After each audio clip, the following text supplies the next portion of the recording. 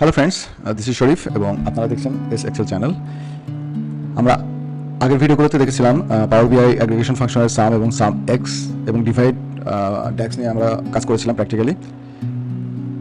So aggregation ফাংশনের আরেকটি part হলো অ্যাভারেজ।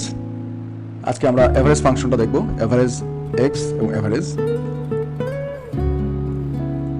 ওকে, আমরা দেখেছিলাম আগের ভিডিওতে যে আমাদের যে এক্সেল শিটটা আছে, এক্সেল শিটটা আমরা গেট ডেটা এবং এক্সেল ওয়ার্কবুক এখান থেকে আমরা এই এক্সেল শিটটা এখানে ইনপুট করেছিলাম এবং এখানে আমরা একটি কানেকশন ক্রিয়েট করেছিলাম। একইভাবে সেলসের সাথে ক্যালেন্ডার, কাস্টমার, প্রোডাক্ট কি, আমরা এগুলোর একটি কানেকশন ক্রিয়েট করেছিলাম। আমরা এর আগে পাওয়ার বিআইতে শিখেছিলাম যে কীভাবে কানেকশন ক্রিয়েট করতে হয়, ডাটা মডেলিং করতে হয়। সো একইভাবে আমরা কানেকশন ক্রিয়েট করেছিলাম এবং আমরা কিছু ড্যাক্স ফাংশন প্র্যাকটিক্যালি আমরা ক্রিয়েট করা শিখছি কন্টিনিউয়াস ভিডিওগুলোতে। সো এখানে দেখতে পাচ্ছি আমরা সাম ফাংশন এবং সাম এক্স ফাংশনের দুটি ফোল্ডার আমি সাব ফোল্ডার ক্রিয়েট করেছি এই ড্যাক্স ফোল্ডার আন্ডারে। সো এখন আমরা অ্যাভারেজ ফাংশনে কাজ করব। সো ড্যাক্স ফোল্ডারটা সিলেক্ট করলাম এবং নিউ মেজার সিলেক্ট করলাম। আমাদের অলরেডি 10টি ফাংশন ক্রিয়েট করা হয়ে গেছে আগের ভিডিওগুলোতে। So number 11 average sell price per item। আমরা average sell price বের করব average x ফাংশনের মাধ্যমে। সো আমরা average x ইউজ করব। একইভাবে sum x এর মতো আমরা দেখতে পাচ্ছি যে প্রথমে টেবিল সিলেক্ট করতে হবে, দেন আমরা এক্সপ্রেশন ক্রিয়েট করব। ওকে, আমাদের টেবিলের নাম সেলস কমা। সো এরপরে এক্সপ্রেশন ক্রিয়েট করব sales unit price multiply sales order quantity। so sell unit price এর সাথে order quantity মাল্টিপ্লাই করে এটার এভারেজ আমরা বের করব। Okay, bracket close and enter. So আমরা দেখতে পাচ্ছি যে number 11 average sell price per item create করেছি। সো আমরা একইভাবে এই টেবিলটাকে কপি করে নিয়ে আসি। আমরা টেবিলে অলরেডি আমাদের ক্যাটাগরি আছে। সো আমরা টেবিলটা কপি করার কারণ আমরা নতুন করে টেবিল ক্রিয়েট করলাম না, কারণ আমরা টেবিলে ফরম্যাটের মাধ্যমে আমরা টেবিলের কালার ফন্টগুলো চেঞ্জ করেছিলাম। সো আমরা সেম জিনিসটাই রাখতে যাচ্ছি এখানে এবং এখান থেকে এই টেবিল থেকে আমরা আগের ফর্মুলাগুলোকে সরিয়ে দিব, শুধুমাত্র ক্যাটাগরিটা রাখবো। ওকে, 4টি ক্যাটাগরি এখানে চলে আসছে এবং প্রথম যে ফাংশনটা আজকে তৈরি করলাম average sell price okay per item, এটি এখানে সিলেক্ট করে দিলাম এবং সেল প্রাইস যেহেতু, সো এটিকে আমি ডলার সাইন দিয়ে দিলাম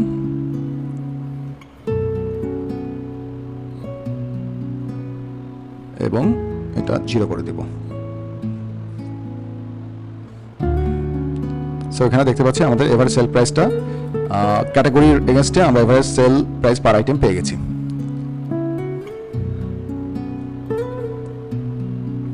ওকে, হাইস্ট টু লোয়েস্ট ভ্যালুগুলো সাজিয়ে ফেললাম। দেন আমরা নেক্সট ফর্মুলাতে চলে যাই,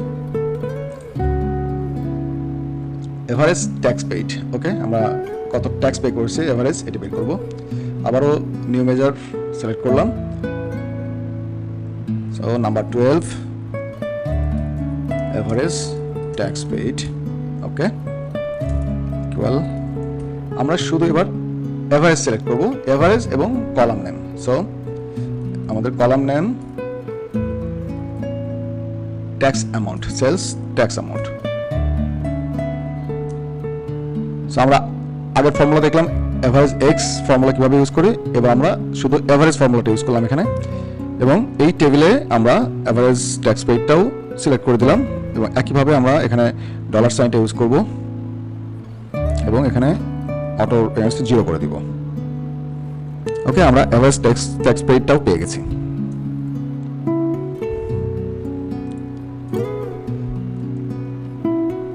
সো থার্ড একটা ফাংশন আমরা শিখব একইভাবে। Number 13 average safety stock. আমরা সেফটি স্টক বের করব, এভারেজ সেফটি স্টক। আবার আমরা এভারেজ ফাংশন ইউজ করব এবং শুধুমাত্র কলাম নেম দিতে হবে সো সেফটি স্টক লেভেলটা আমার সেলসে নেই, সেফটি স্টক লেভেল আছে আমার। আমরা এক্সেলে যাই, জানি যে safety stock level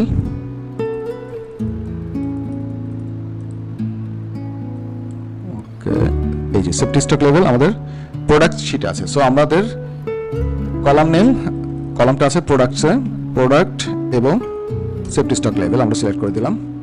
so average safety stock level আমরা সিলেক্ট করেছি এবং এটিকেও আমরা $সাইন দিব এবং এখানে 0 করে দিব। এবং এই টেবিলে আমরা এই 13 ফর্মুলাটাও ইউজ করব। সো আগের টেবিলের মতোই আমরা এই টেবিলে এভারেজ ফাংশনগুলো ইউজ করলাম। এখানে আমরা average sell price per item, average tax paid এবং average safety stock as per category আমরা এখানে তৈরি করলাম। টেবিলটা বড় করলে আমরা দেখতে পাচ্ছি এখানে 4টি ক্যাটাগরির এগেইনস্টে আমাদের safety stock, average tax paid এবং average sell price per item চলে এসেছে। এখন আমরা এখানে দেখতে পাচ্ছি যে আমাদের 11, 12 and 13 এই তিনটা আমাদের কোনো সাব ফোল্ডারের এগেইনস্টে নাই, ড্যাক্স ফোল্ডারের এগেইনস্টে এই তিনটি ফর্মুলা আছে। সো আমরা এটার জন্য একটি সাব ফোল্ডার ক্রিয়েট করব। সো আমরা আবার মডেল ভিউতে চলে যাব এবং এখানে প্রপার্টিজ, এভারেজ সেফটি স্টক, আমাদের হোম টেবিল 1 DAX 1 ছিল এবং ডিসপ্লে ফোল্ডার আমরা এভারেজ ফাংশন ইউজ করব। ওকে, সো এভারেজ ফাংশন এগেইনস্ট আন্ডারে এই 13 নাম্বার ফর্মুলা চলে গেছে। সো আমরা 11 আর 12টা একসাথে কন্ট্রোল চেপে সিলেক্ট করব এবং এই দুটোকে আমরা এভারেজ সাব ফোল্ডারের ভিতরে নিয়ে যাব। সো আমরা ড্যাশবোর্ডে চলে গেলে দেখতে পাচ্ছি যে আমরা DAX 1 যে ফোল্ডারটা ইউজ করেছিলাম এটার এগেইনস্টে আমরা 3টি সাব ফোল্ডার আছে। প্রথম ভিডিওতে আমরা সাম ফাংশনগুলো দেখেছিলাম যেটা সাম সাব ফোল্ডারের মধ্যে আছে। দেন আমরা এটিকে রিনেম করে নাম্বার 2 দেই। ওকে, এন্ড এভারেজটাকে আমরা রিনেম করে নাম্বার 3 দেই, তাহলে নাম্বার ওয়াইজ এটা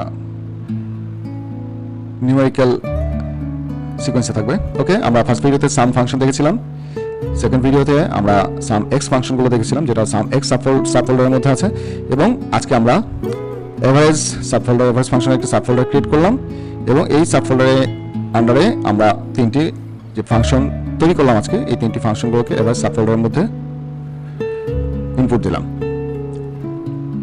okay friends, that's all for today. Next আমরা এই ডেটাবেজের এগেইনস্টে আরো কিছু ফর্মুলা শিখবো ইনশাআল্লাহ। Till then, stay well and please do subscribe for more tips and tricks in Excel, Power Query, Google Sheet, Power BI and Google Data Studio. Allah Hafiz.